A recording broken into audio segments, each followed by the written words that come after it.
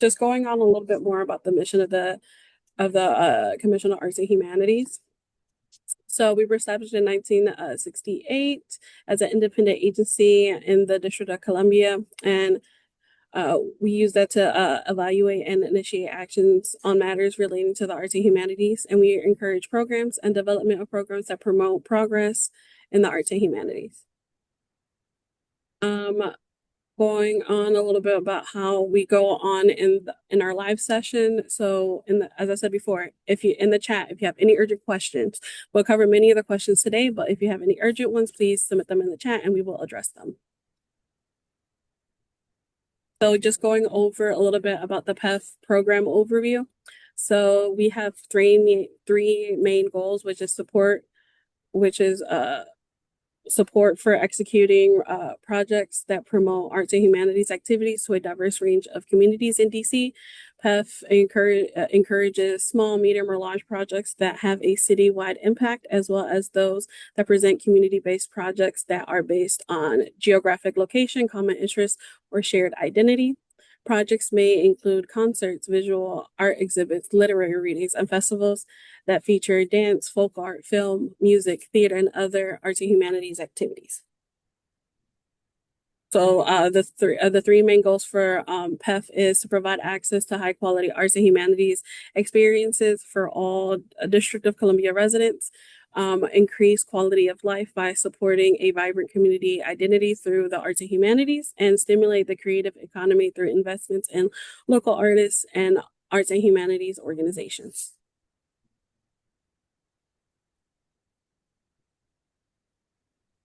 So let's get on what's different for PEF this year. So one of the main things is our grant categories. We put in the RFA a little bit more of a distinct as to how the grant categories go. We have a little bit more information on what a project is considered for the commission, what an event is, and what a festival is. And you can see the RFA for the complete listing of all the changes.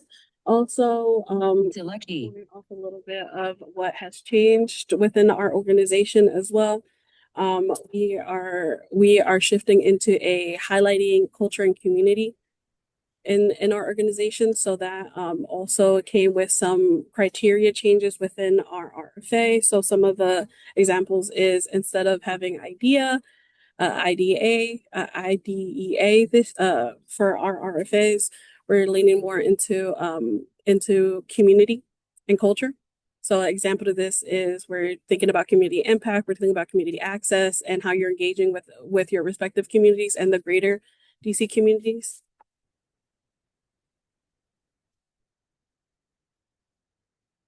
And then going off of a little bit about the allowable costs when it comes to PEF. So you can use these funds for artistic and administrative personnel salaries or wages, artists and consultant fees, space rental or fees directly related to the project implementation, travel and transportation directly related to the project implementation, materials, supplies, and equipment purchases no more than 25% of the award that are directly related to project implementation, overhead, maintenance, and administration not exceeding 35% of the grant, and indirect costs. So what are the unallowable costs? So overhead, maintenance, and administration can't exceed 35%, equipment purchases over 25%, food and beverages, fundraisers, tuitions, and scholarships, expenses associated with an organization assuming the role of a fiscal agent for another organization, costs related to fundraisers and special events, debt reduction, expenses unrelated to the execution of the scope of work, operational reserve, temporary or permanent public art projects, activities for youth, regranting, or also known as subgranting, funding to universities, foreign governments, or DC government agencies, including DCPS. So does anybody have any questions about what I just went over? Yes. Yes, I do. Oh, I'm Okay, sorry. what part? Yes.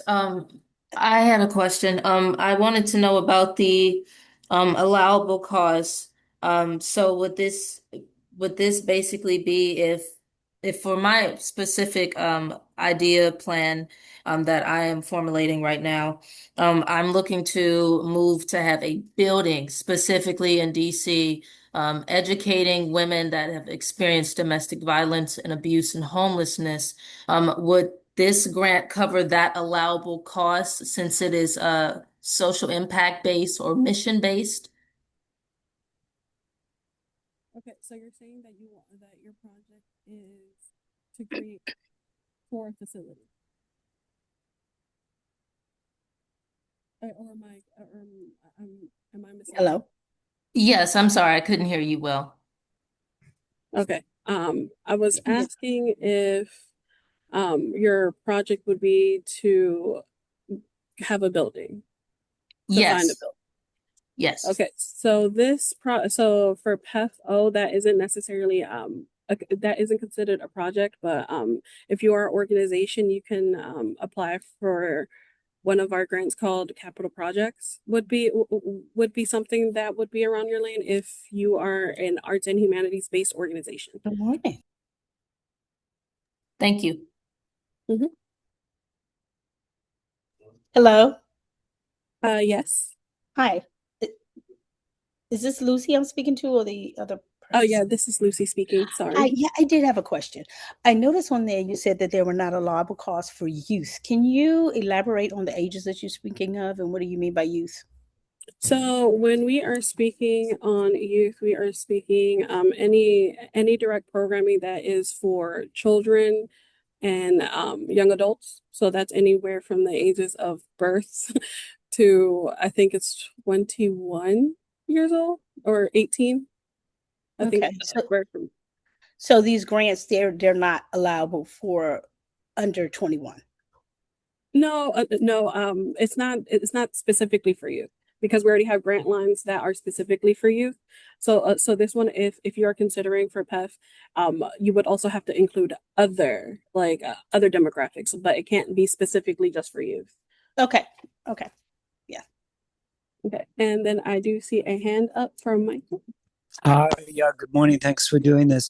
You talked about fiscal sponsor fees. Is that how does that mean that the charges that a fiscal sponsor might assess to handle fiscal sponsorship are not allowable expenses? Okay, yeah. So, expenses so going back to the unallowable costs, the direct line is expenses associated with the organization assuming the role of a fiscal agent. So that it's basically means that you will be that your project has to be within your organization. It doesn't mean that you can't have partnerships, but most of the grant funds have to be associated with your organization specifically. Thanks. Okay. Okay. And then I see Michonne. Am I pronouncing that correctly? If I'm not, I'm Yes, so sorry. that's correct. Thank you. I can't remember if I saw in the on the allowable slide if it covers travel costs for speakers. Oh, there it is. But also, if you have to have event insurance, a separate event insurance for the project. Okay. So you do have to have insurance for the event if it there are a little bit of speculations when it comes to that. So like let's say it's a digital project, then we will have a conversation on how insurance looks for you. But for the most part, when it comes to so we do pay so you can't use the grant funds for travel costs for speakers. That could be under consultant fees or artist fees or travel and transportation directly related to the project implementation. That that would be a more direct answer. And then for insurance, it is we ask for a minimum of 1 million with the policy for general liability, and then we ask for you to have a waiver of subrogation, and then to give and then when you present the document to us that we are a certificate holder. We will go a little bit over this later on in the presentation as well. Okay. And next person will be Dawn. Do you have a question? Yes, hi, good morning. Just to go back to the criteria about not for youth, if the initiative has different populations and one of them is youth, does that meet the criteria? And if not, is there another grant that should be considered for something like that? Yeah. So you can have okay, so going back to the criteria, if the initiative has different populations, one of them is youth. So like yes, that would meet the criteria because it's not necessarily just for one population, but it can't be directly just for youth, if that makes sense. So if you're applying for PEF-O or PEF-I, it would be that it would be that for a general audience, if that makes sense. If and I know you have other Mhm. things to, but Yeah, but simply like youth aren't excluded. when you Aren't, say, aren't do you mean people who partake in whatever the event is, or do you mean the people who, I guess, curated or participated in the event? so the for the youth it would be people who are it's both. Okay.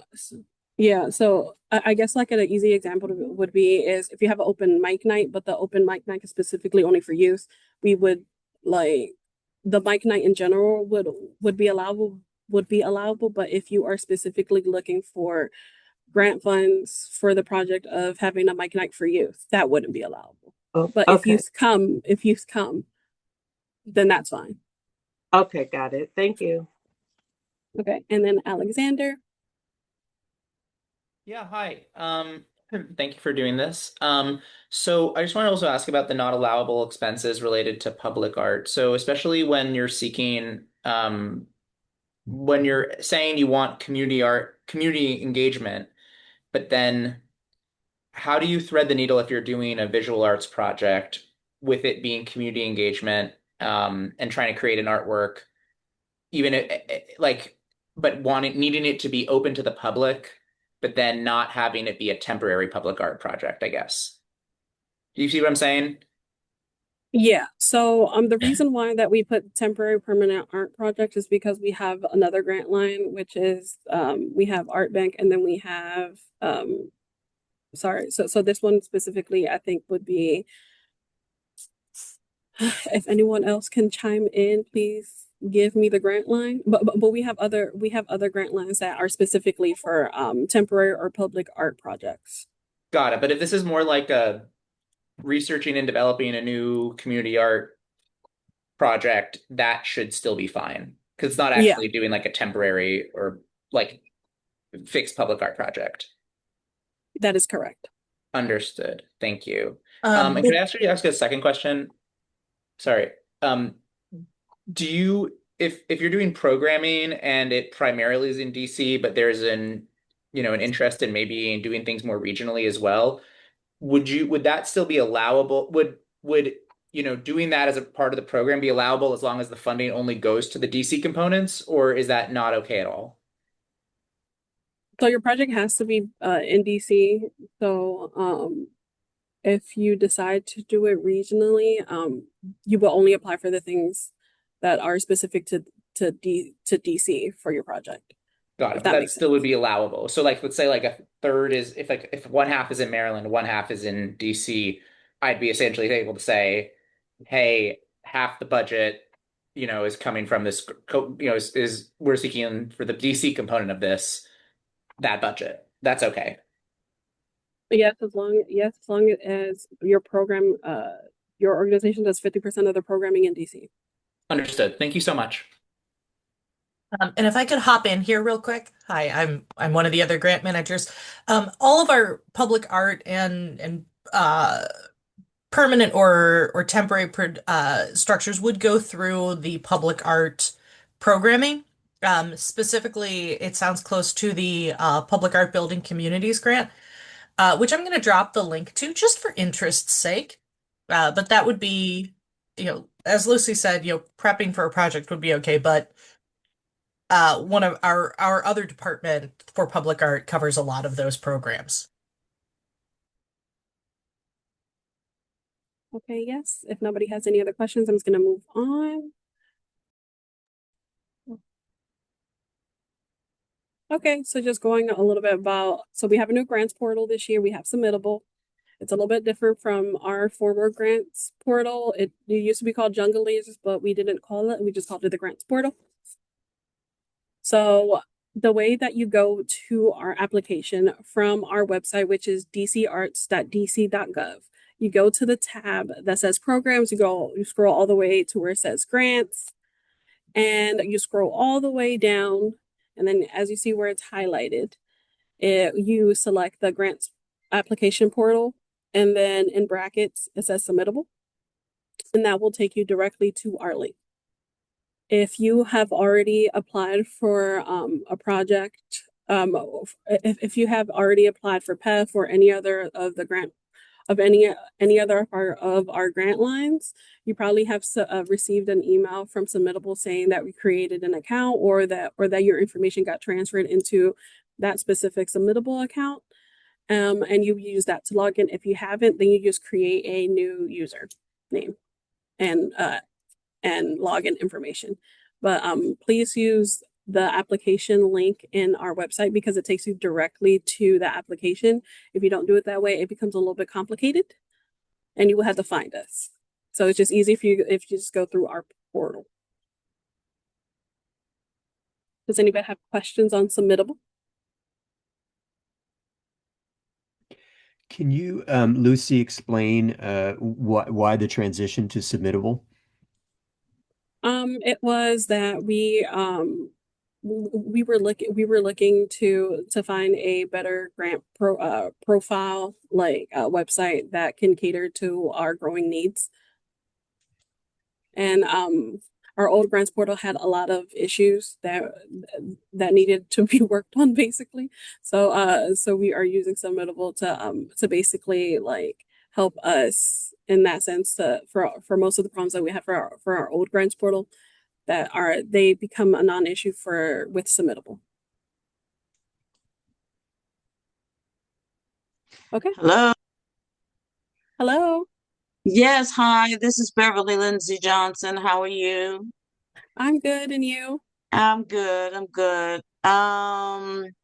With Submittable, are you able to save the application and go back to it later?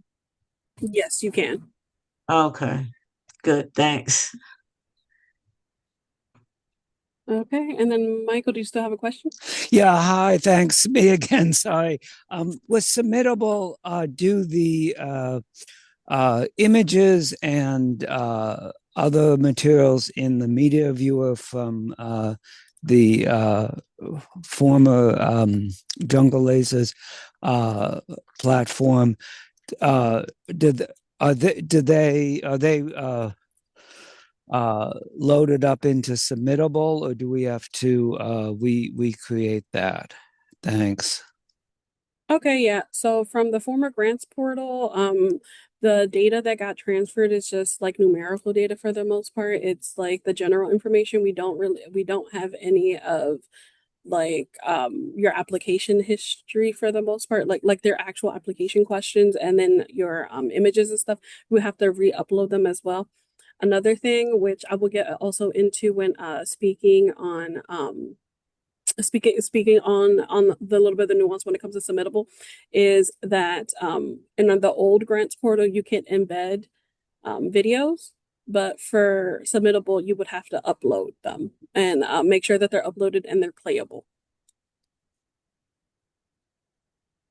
and you have to upload everything else from the requirements. Okay, there aren't any other questions. I will move on to just talking about the scoring criteria that we put in our RFA. So applications will be reviewed and scored by a panel of art and administrative professionals according to the following criteria, each representing a percentage of the total score. So this is a little bit different from previous years. So we have artistic merit, which is 40% capacity and sustainability, 30% access and engagement, 15, and community impact, 15. So just going over a little bit about artistic merit. So this is what we're looking for when it comes to artistic merit, that the applicant demonstrate the knowledge and skills needed to successfully carry out the proposed project, event, or festival. That's 20%. The proposed activity is planned and implemented by individuals with appropriate subject matter expertise relevant to the selected category, and that's 20%. Going on to capacity and sustainability, which is the applicant demonstrates the ability to responsibly manage grant funds and oversee project operations. That's 15%. Applicant demonstrates appropriate planning, staffing, budget alignment, and experience to successfully deliver the proposed project, event, or festival. And then going on to access and engagement, which is 15%. The project, event, or festival reflects inclusive and diverse perspectives through its content, participants, collaborators, or personnel. That's 5%. The project, event, or festival demonstrate a commitment to equitable access and meaningful participation for all participants. 5%. The applicant demonstrates responsiveness to community needs and outlines plans for ongoing improvement, which is 5%. And then lastly is community impact, which is the project demonstrates the ability to reach a well-articulated number of district residents and or visitors appropriate to the activity scope of work, which is 15%.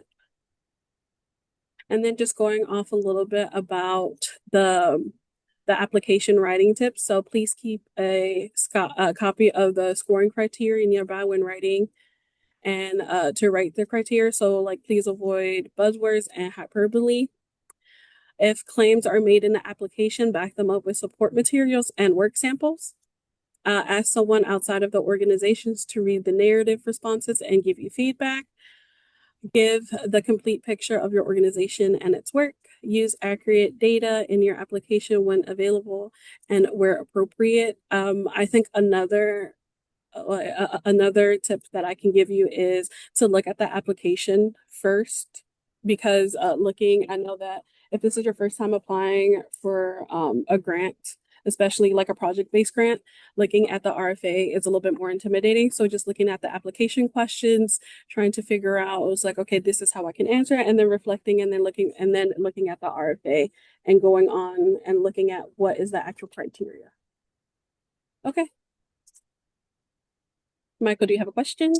Yes, please. Can you talk more about the section of the criteria where it talks about the number of district residents reach? Is that just scored on sort of the absolute number, but there's a clause talking about sort of appropriate for the activity?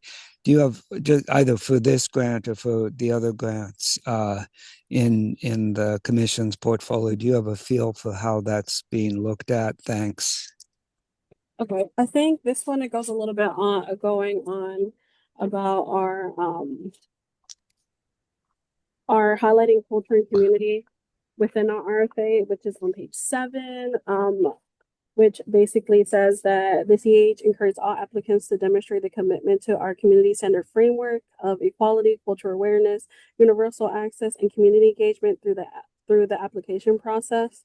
This is basically like the reason why we phrase the community impact this way is because not all projects are big. Some projects are very specific to a very specific community, and we just want to make sure that depending on the scale of work, that it's reflected on how you're advocating for the grant.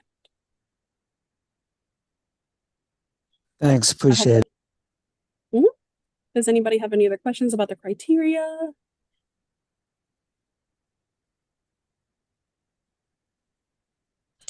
Hello. Hello. Yes, hi, this is Beverly Lindsay Johnson again. I'm going to be submitting for a documentary that will be aired on television, as well as on a streaming platform that's a part of the station. And I needed to know when you say a number of district residents, can I use the number of uh, people who watch the station that they have on their website? So Is you can so you can use that as like a metric. You can also be a little bit more specific if you want, like if you can within the grant application, saying that like, oh well, these are the amount of views that you usually get for this type of programming.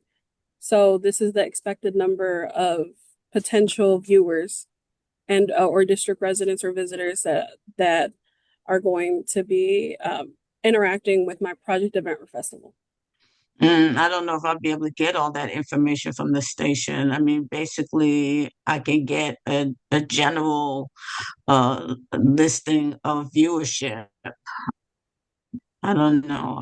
I'll have to see if I can do that. But if they say the station viewership is 5 million people within the DMV, that's what usually the information that you can get on viewership, and not broken down into to DC, Maryland, or Virginia. How many residents? Okay, so you can use that information if you can try to find a way to scale it to scale it to be more specific, that would also benefit you as well. Okay, I'll do the best I can. Thank you. Mhm. Okay, and I see the anonymous platypus. Oh yeah, sorry, that's me. My name is Sana, and I have a quick question. We are developing an open mic program for DC and for like the community, but we're having a hard time just like selecting which like grant would be right for us. So like, would this be the right one? Like the projects, events, or festivals? It's an organization. Yes. This is the right one then. Mhm. Okay, because it's a program, like it's a monthly thing.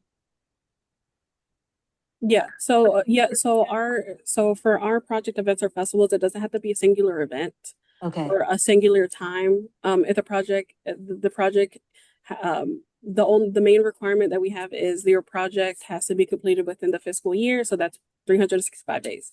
If you have Okay. more than one, more, then that is completely up to you and how you decide to do your project event or festival. Okay. All right. Thank you. Okay. And Elizabeth? Hi. I just have a question. I looked at the application and I saw that each year you change some of the questions slightly or add some new ones. And this specifically, you mentioned the use of AI. And I just I wanted to ask you about that because I don't use AI to write grants. I've written a number of grants for years, but I might take a question and say, can you shorten this to 100 words using my words? Is that still considered using AI, or just wanted to have that clarified? Okay. Carrie, can you answer that question? So you're using an AI generator to help rewrite and rephrase things? Sorry, I was answering another email. No, more to if I have written something and it's like 125 words, let's say, or 110, and it needs to be 100, I might Yeah. say, couldn't you Oh. shorten this to 100? Mhm. Is that okay? That's okay. That would also be using AI. The thing about the AI is that that question is just informational for us. Oh, okay. It's not going to the panelists and it's not going to impact the scoring. It's not like we're docking points or giving points out for the use of any tools.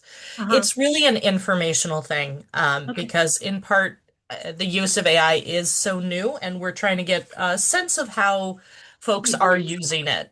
Exactly. Okay, great. Thank you. I was like, I didn't want to say I didn't want to say no if I actually was, but I'm not. I Yeah, mean, I'm obviously not just saying, please write me a grant based on this, So yeah, thank you. no, I just want to assure everyone it's purely an informational question. We would rather know how you're using these tools than not know. So do please, err on the side of disclosure. We would just like to know. Okay. And then these two questions, and then we're going to move on to the next part. Okay, Paul. Hold on a sec. So I have a couple of questions. One is about the initial statement in the RFA says that this is open to nonprofit arts, humanities, arts education and service organizations. We're an educational nonprofit, but we would be the primary applicant for this PEF grant. But we're working with an architectural foundation, DC Architectural Foundation. So I guess my question is, I just want to make sure, and our purpose is to help fund essentially a democracy wall design, kind of participatory design project at a democracy festival in DC this fall. And so just to make that clear, my first question is about, do we qualify as one of those organizations? Because I mean, we're doing an arts project. I don't see any reason why the PEF grant has to specify the kinds of organizations that can apply when what should matter is not the organization, but rather whether it's an arts project. Okay, so you can apply for PEF. The reason why we put that requirement is just to make it clear that those are the types of projects that we're kind of looking for, and and it's for the general scope of how the commission grants for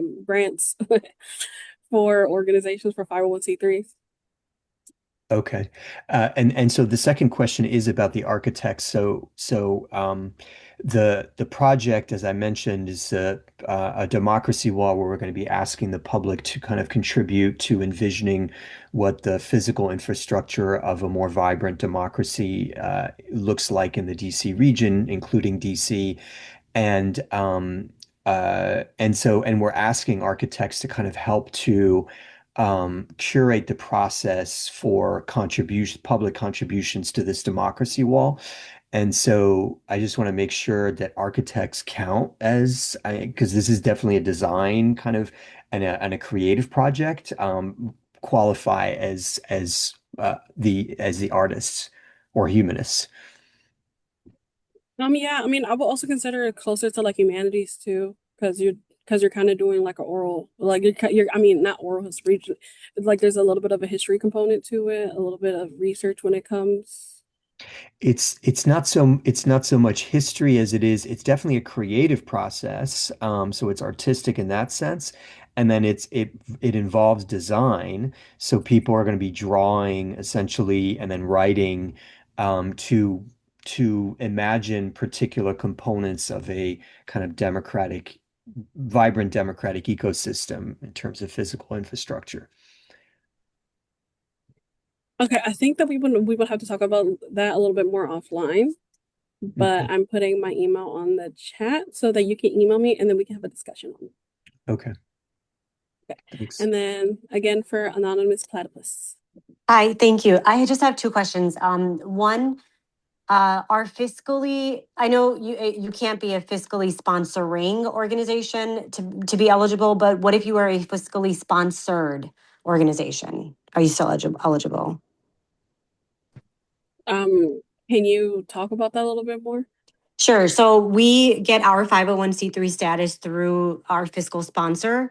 And so they are the ones who they like give us our payroll and stuff, but it's because they've got the 501(c)(3) designation. And so that's how we have ours. But so we are not we do not fiscally sponsor anybody else, but we ourselves are fiscally sponsored by an organization that like essentially shares their 501(c)(3) status with us. Okay, we are going to have a conversation about that just so I can get a little bit more nuance as to what the intricacies that come with that. So can you also email me as well? Okay, and sorry, I will do that. And then the last question I have is, what was the fiscal year within which the project has to be completed? Okay, so our fiscal year is for FY27 that starts October 1st, 2026 until September 30th, 2027. Okay, thank you so much. Okay. Yeah. And then going off a little bit about the work samples that are required within the grant. So for the documents of all kinds, we request that you please submit and upload them as a PDF file. So PEF uploads to support your narrative. Some support materials that you are going to need that would benefit your application would be that you can submit up to 3 internal produced items. So that's curricula, strategic plans, marketing materials. You can also submit up to 3 externally produced items. So that's reviews, testimonials, letter support. For work samples, please see the work sample addendum in the RFA to determine materials that might best support your application. So for the work sample content that panelists review only the 4 corners of the application. They're not expected to click on they're not expected to click on outside links or content. A linked website may or may not be seen by the reviewers. So websites, online articles, social media posts can be screenshot and attached as an image, but it is often an insufficient work sample. So submit a website only if it's an essential part of your project. So going on a little about grant manager tips on work samples and uploads. So review panelists are required to review each applicant's work samples. However, they are not guaranteed to review work samples beyond the recommended number. So clearly name, label, and or describe work samples and document so panelists can easily identify what they're reviewing. Give reviewers the information they need to best understand your work sample or support material. Please include samples of similar projects completed to illustrate the ability to execute the proposed project, especially if it is a new type of project, to submit things that basically say that you can do it. For audio submissions, audio files only play from start to finish.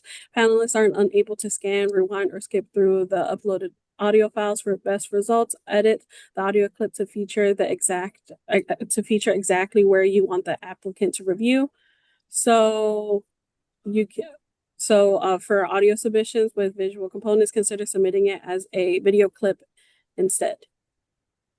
You can also use the video options for an audio file. So you can download your Vimeo or YouTube because it comes a little bit more viewing flexibility when it comes to, so like it's easier for you to grab what you've put on YouTube as well.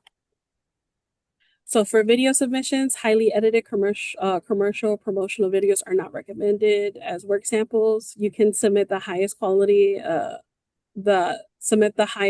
video samples you can. Good lighting, stable video, clear images, and clear sound. For video work samples longer than 5 minutes, please say where you want the reviewer to view and clearly state it. Because if not, they will not review specifically what you want them to see, and they go off of what they're seeing, what they are seeing, and within the limits of the RFA.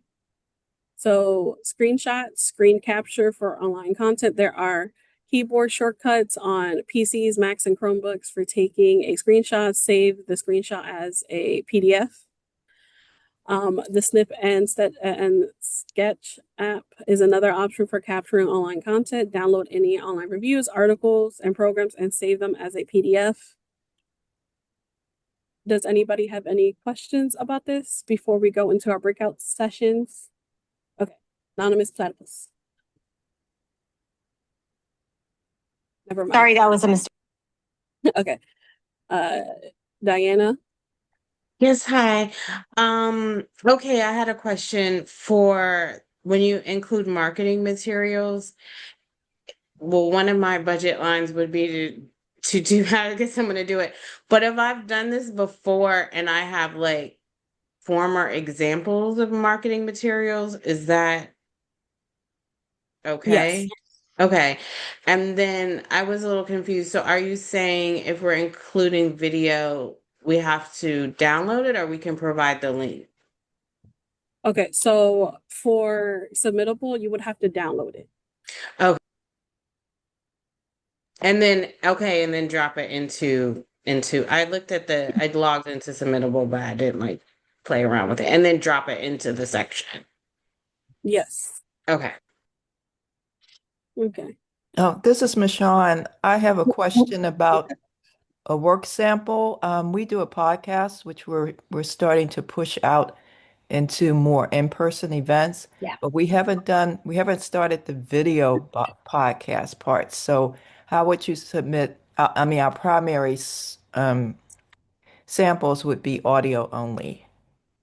So that is like just having audio is fine. It's just that if there was a video component to it, it would just it'll be a little bit easier. And then it's also like within the general format of like sometimes podcasts they have a video element. It's not necessary though.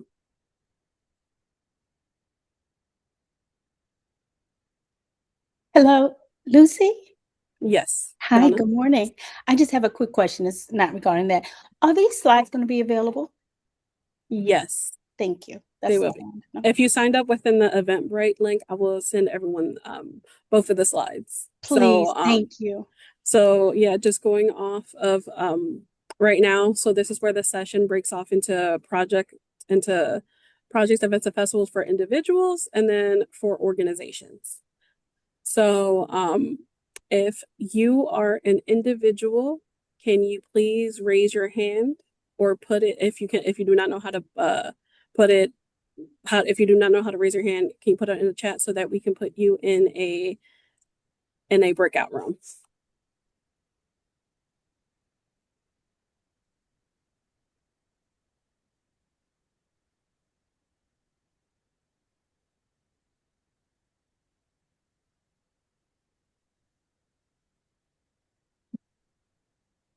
Hmm.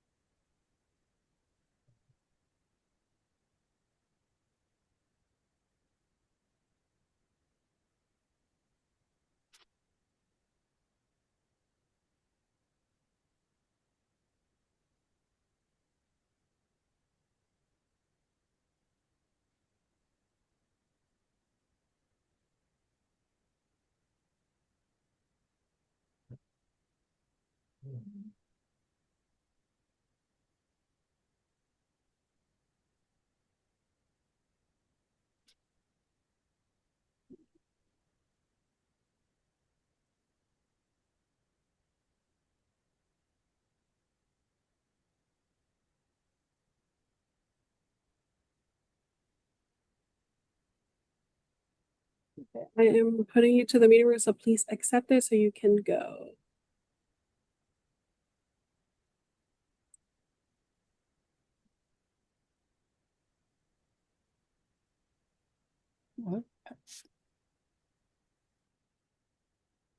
McCabe, I'm doing this right. Uh, Robin, you're still not in the meeting room? I don't know. Okay, you want to be for the individual? I saw that come up that I had someone that I was meeting with. Okay, so did you want to be a part of the individual session for PEFO or the organizations? I think I've got a target for individuals rather than the group. There we go. There it says. Excuse me, may I ask a question? Sure. What is the difference in joining the individual versus the organization? So that means that you're applying for PEF as an individual. So there are different requirements depending on you want to if you want to apply as an organization or individual. That's the main difference. So I've been following along, and I feel it might be best for me to look into more of the capital grant to help me like with the startup costs and funding like more of the mission to give services to the community. Would I still join as an individual? So if you have a project event or festival that you've been like planning, Hmm. or if you want, or if you want it to come to life, you can you can apply for that as an individual, but it doesn't have to be, but it cannot be associated with your organization if you have one. Am I missing also anyone else from here? Any other individuals that I missed? Okay.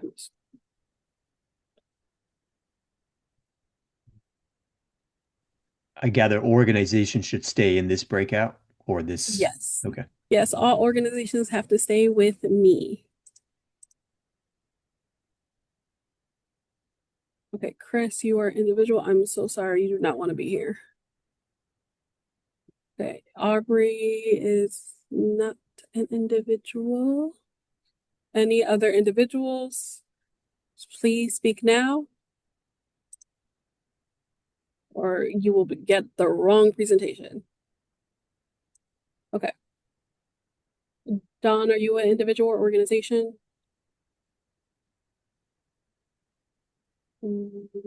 Organization. Okay. Just wanted to make sure last time before I start the organizations. Okay. Dar. Does that mean that you are with or organizations, Dar Bar? Okay. Okay. So now that I think I have everyone here, just moving on to um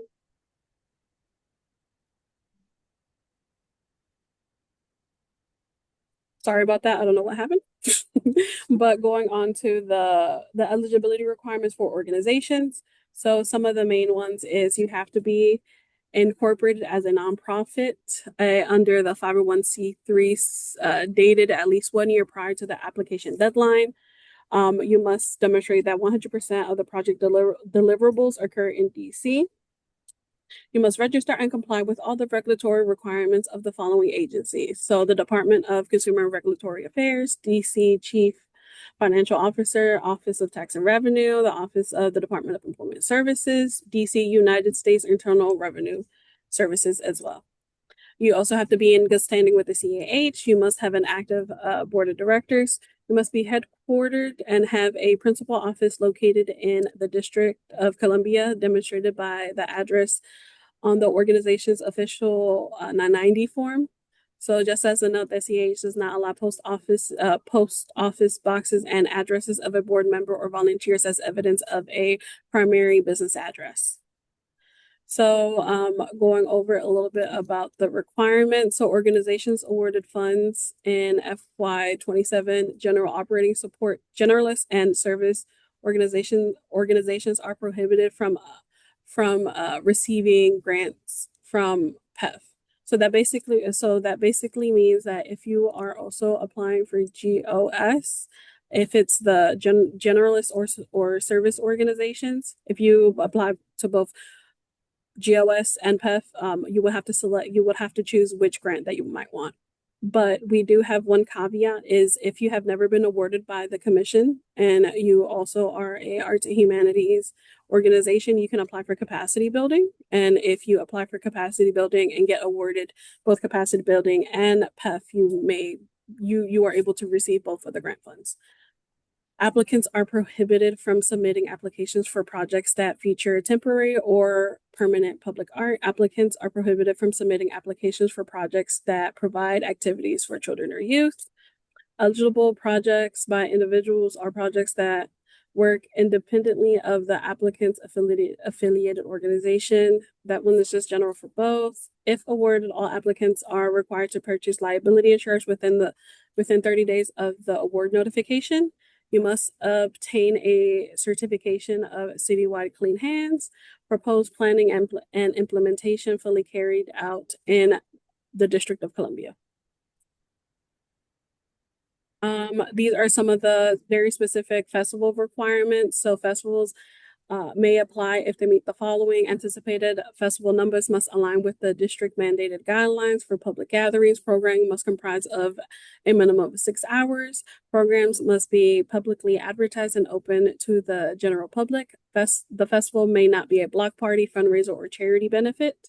Fundraising may be used for project expenses only, and all festival activities must comply with DC permits, policies, and safety requirements.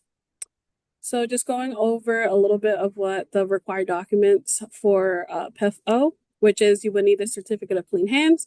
You would need the statement of certification, which is something that we provide and you can find on our website, the IRS form W-9, the IRS 501c3 letter of determination, the organizational demographics overview form, the IRS 990, resumes of key personnel, list of current board directors. And then these are also other required documents. So we also need a balance sheet from the most recent completed fiscal year, current organizational budget as approved by your organization's board of directors, profit and loss statement from the organization's most recently completed fiscal year, certificate of liability insurance. It must be current and must include a waiver of subrogation naming DC government, and it must include DC as a certificate holder. I'm going to go a little bit more about this in the later slides. So just going over a little bit about the organization's fiscal picture. These are the reasons why we asked for these documents. So the balance sheet, again, it is from the most recently completed fiscal year. This shows the organization's financial position, asset liabilities, and net assets. So this is used to assess financial sustainability, liquidity, and whether the organization can responsibly manage the grant funds. So a weak balance sheet can raise red flags about risk. Profit and loss statement, which is an income statement. It's from the most recently completed fiscal year. It shows revenue, expenses, surplus, deficit. It is used to look for the financial sustainability, diversified revenue, and whether the organization is operating at a surplus or a deficit. It justifies the need for funding. Basically, the Form 990 is within the last fiscal year. It is used to provide verified, standardized financial data. It shows governance practices and program impact, and is used to evaluate credibility and transparency.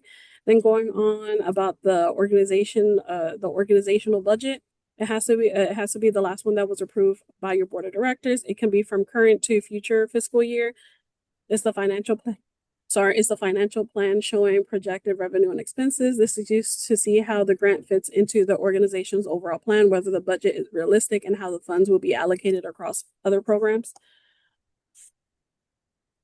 Going on to the grant restrictions for PEF grantees, so organizations that have applied for the FY27 general operating support, generalist and service organizations are prohibited from receiving the PEF grants. If applying for the general operating support, please check with your grant manager about the restrictions and requirements.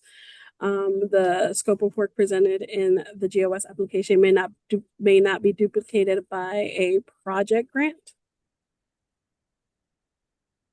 And then going over a little bit about the certificate of clean hands. It must be dated no more than 30 days prior to the application deadline.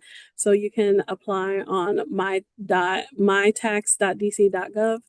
Then you download the PDF version of your certificate. If you're not able to obtain a certificate of clean hands by the grant application deadline, please contact a grant manager for assistance. And then if you have the certificate of clean hands issued after April 2020, sorry, you will look for the notice number. It usually begins with a L and it has numbers associated with it.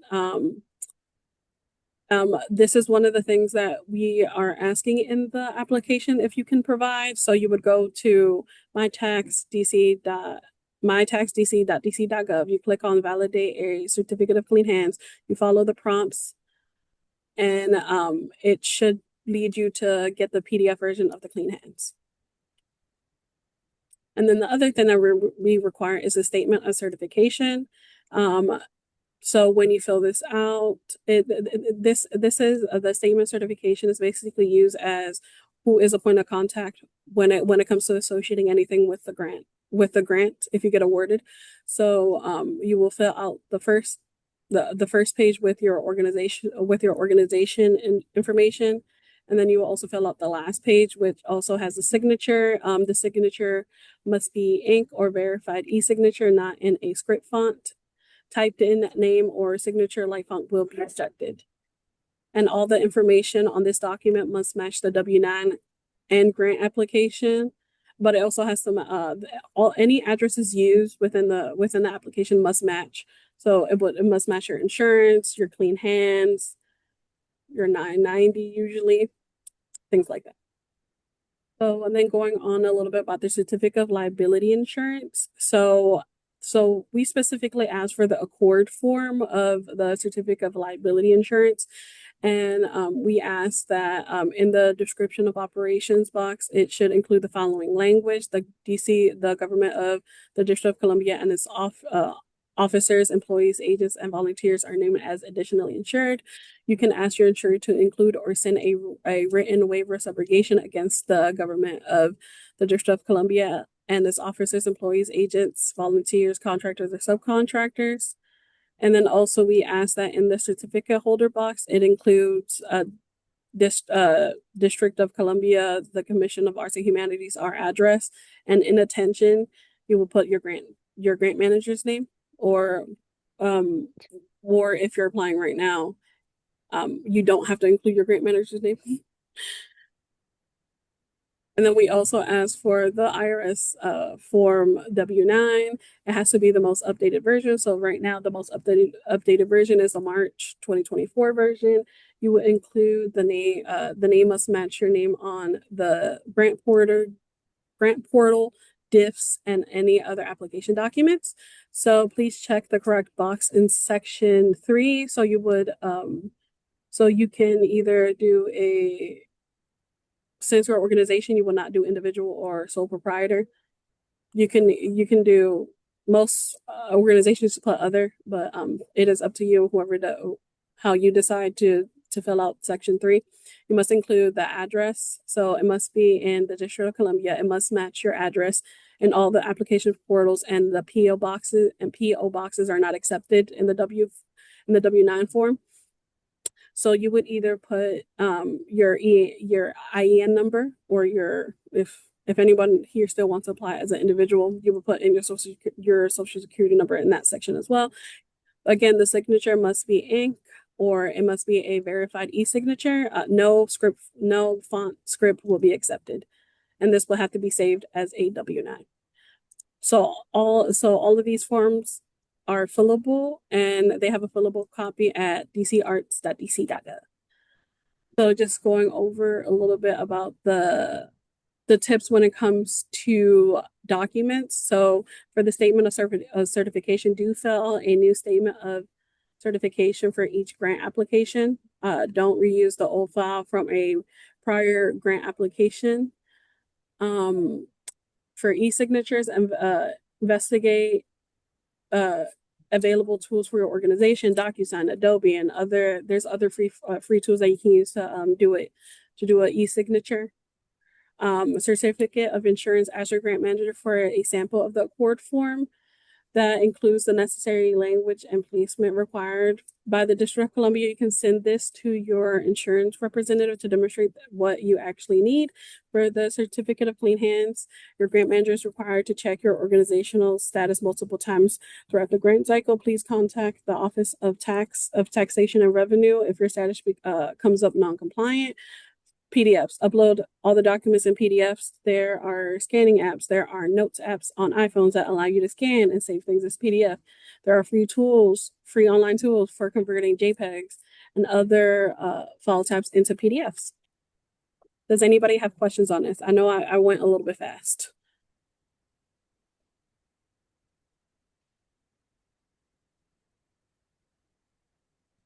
I have a question. Is there, if you decide or an organization decides to submit an application and you have questions, is there just kind of a generic Q&A, or like would you or someone else be assigned? Okay, there Yeah. you go. Okay. Okay. Yes. So I'm just gonna go a little bit further on so I can answer that. So we also have live chats every Friday until the grant closes. Mm. We have which basically are they're they aren't recorded. It's just basically like I'm there. You can ask me any question and I will answer them. You can like it's pretty like if you only have one question, you go in and out. Like you ask the question, then you leave if you want, or you can stay through the whole session if it helps you or inspires you within your grant application. Also, just to go on about the CAH needs grant panelists. Grant grant panelists are responsible for the following tasks. They attend a virtual training, which is about 60 to 90 minutes of material. They review the assigned applications, work sample evaluations through prior to attending the panel meeting. They make objective assessments based on funding policies, grant guidelines, which is usually the RFAs, and application evaluation criteria. Decisions should be free of bias and not self-serving. They attend a day-long virtual panel meeting to review and rescore all assigned applications. So basically, if you become a panelist, it helps you become a better. It helps you understand a little bit better the application as well. So I always recommend anybody who's applying to also be a panelist.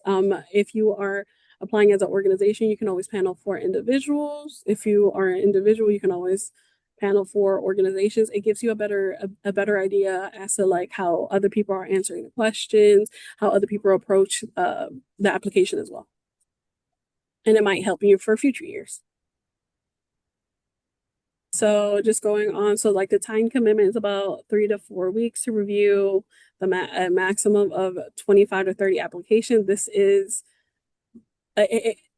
usually if it's for PEFO, I tried to make the panel a little bit smaller, so it won't be 25 to 30. I hope if things go well this year. So CAH estimates that the pre-panel review for application is roughly 20 to 30 hours because we're reviewing a decent amount of applications. Also that the compensation for the panelists is $250 gift card. So if anybody would like to sign up, you can sign up on our website.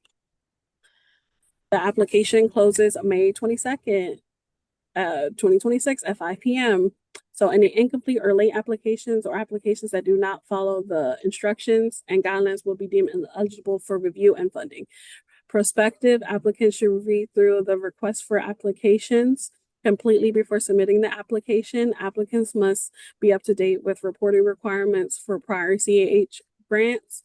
If you're not sure of your reporting status, you can always contact the CAH grant manager. Applications are reviewed and scored by a panel of artists professionals, and the award amounts may Very good. How vary. did it go, honey? Good. Yeah. So another word of advice is the CAH grant staff are available to review your PEF application materials for compliance and completions up to 1 week prior to the deadline. So the 1 week prior to our deadline would be May 15th. We can review, we can go over your application. If that's something that you choose to use, please use me as a resource. And these are the contact information for the different grant for the different for PEF-O and PEF-I. So I am the sole one for organizations. You can email me at lucy.hernandez1@dc.gov. The general office hours for CAH is from 9 to 5. That is our address and that is our front desk. If you email me, usually at the bottom of my signature it has also other contact numbers that you can use. But does anybody have any other questions since I went over everything? So I'm here. I'm ready. Hi, this is Beverly Lindsay Johnson again.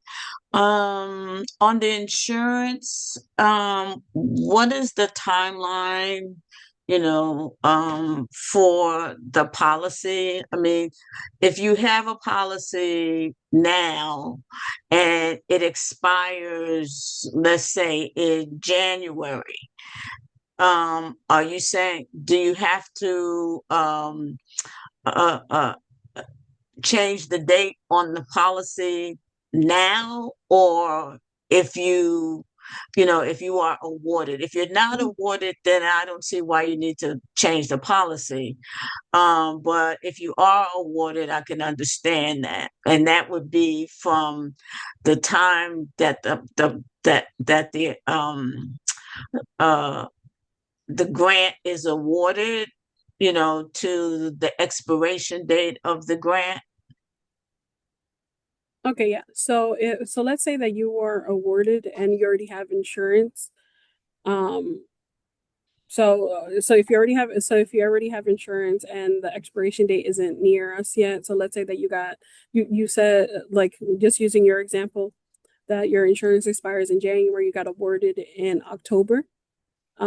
Since your insurance is still valid, you just have to make sure that all the other criteria is still in effect, that you have the subrogation waiver in the form, and also having the operation language and the certificate holder. As long as you have those, you should be fine. We will only request an updated insurance once it expires. Okay, so the the insurance policy that the organization has enforced right now, that you have to submit that.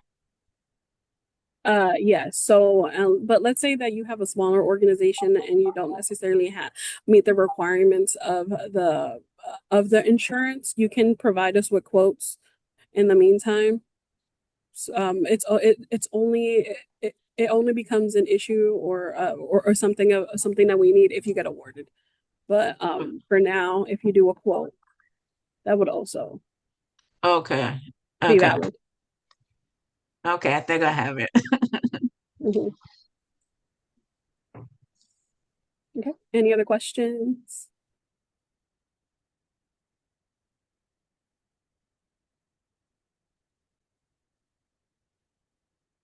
Okay. If there are no other questions, that ends my presentation. You can please email me if you have any other questions. I'll make sure that the slides are available to you, hopefully by the end of today. If not, it'll be by tomorrow. Thanks, Lucy. Thank you. Okay. You can leave whenever you want. I'll just stay here to make sure that the other session is done. Have a wonderful day.